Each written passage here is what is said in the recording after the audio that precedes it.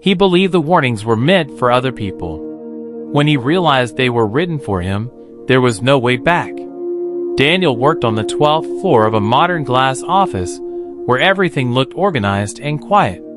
He was 36, always neat, always calm. Colleagues saw him as dependable, someone who never caused problems. He spoke gently, listened more than he talked, and never showed impatience. That calm made people lower their guard. For a long time, Daniel felt overlooked. His work was solid, but attention went to those who spoke louder and pushed harder. He told himself he was different, more mature, more patient. Still, beneath that belief, resentment slowly formed. He started to feel the system rewarded confidence over competence, and that he was being ignored despite deserving more. Then Laura arrived. She was the new manager, younger than Daniel, sharp and decisive. From the start, she noticed his work and relied on him. She asked for his thoughts, trusted his judgment, and invited him into decisions that mattered. For the first time in years, Daniel felt relevant. At first, his intentions were clean. He wanted her to succeed. Helping her felt natural, but admiration slowly shifted into satisfaction. He liked how often she asked for his opinion. He liked being needed. Each time she said his name in a meeting, something inside him settled. Without fully admitting it, Daniel began to guide her perspective. He didn't invent facts or tell direct lies. He simply chose what to highlight and what to ignore. He presented situations in ways that made his input seem essential. When Laura followed his advice, results were usually positive. When she didn't, Daniel remained quiet and watched minor issues grow. He convinced himself this was responsibility, not control. Laura was inexperienced, he thought. She needed someone steady. Believing this allowed him to sleep at night. Over time, Laura depended on him deeply. She shared concerns she didn't voice elsewhere. She spoke about pressure, fear of failure, and the weight of expectations.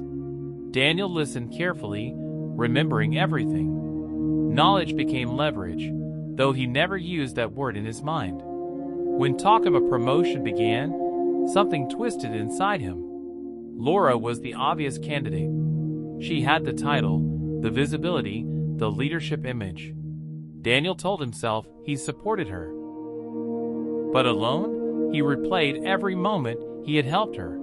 Every solution that began with his thinking and ended with her credit. A quiet idea formed. Without him, she wouldn't stand where she was. From that moment, his behavior changed, almost invisibly. Responses came slower. Warnings lost urgency.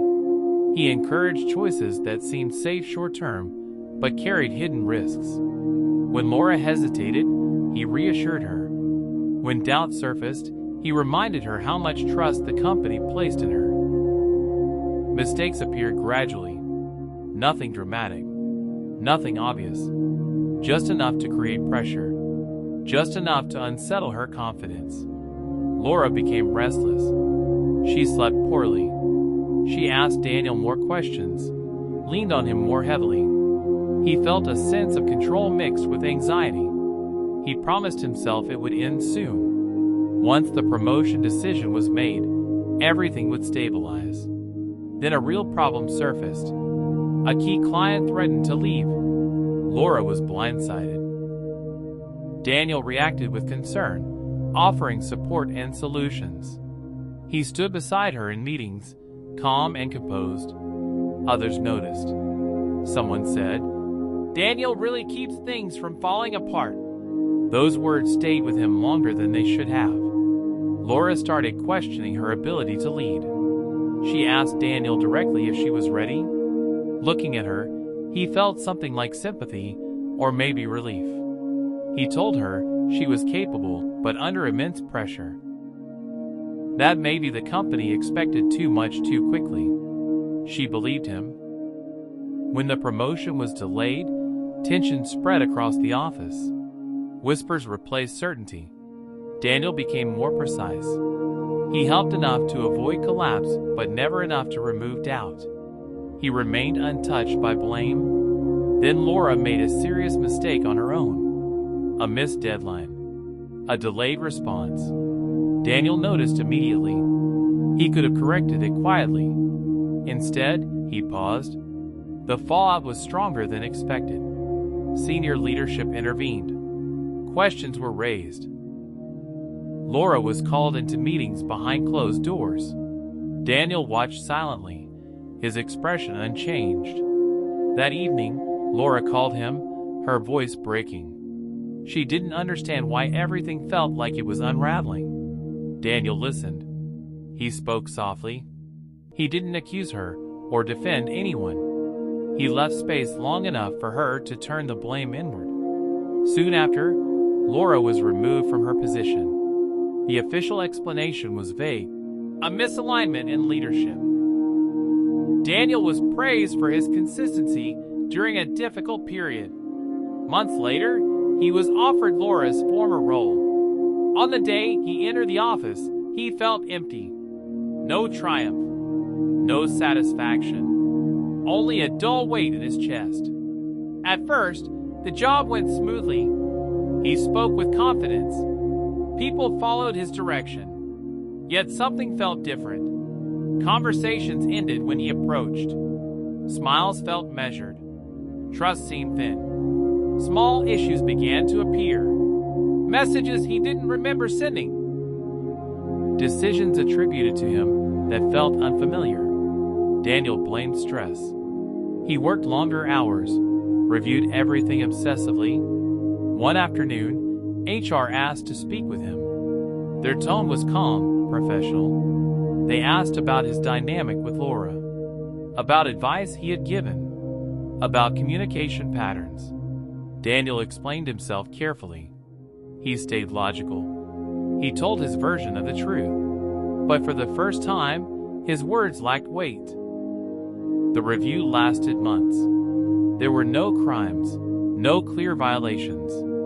Just a visible pattern. Influence without evidence. Pressure without direct commands.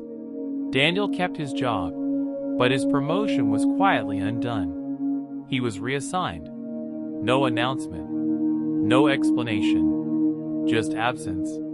He never contacted Laura again. He heard she had left the company. He told himself she would recover.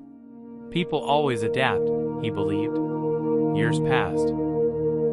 Daniel still worked in the same building, but on a lower floor at a smaller desk. He remained reliable. People said so often. Sometimes, late at night, he stared at the glass walls and saw his reflection. Older, tighter, more guarded. He finally understood what he had done, not as a single betrayal, but as a series of small choices made daily. He hadn't wanted success. He had wanted control. He hadn't sought respect. He had sought power. And the cost was clear. No one trusted him enough to ever give him power again.